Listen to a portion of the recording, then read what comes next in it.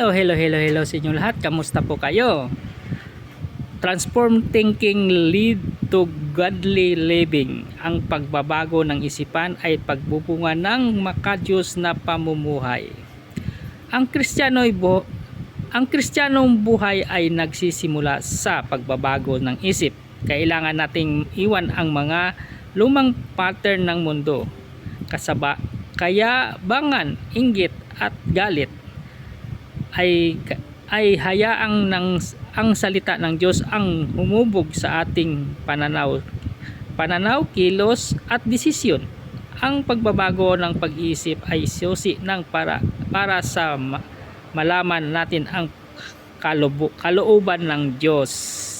Ano ang sabi niya dito sa Roman 12? Do not conform to the pattern of this world, but be transformed by the renewing of your mind. Ayan, salamat sa Diyos sa kanyang salita.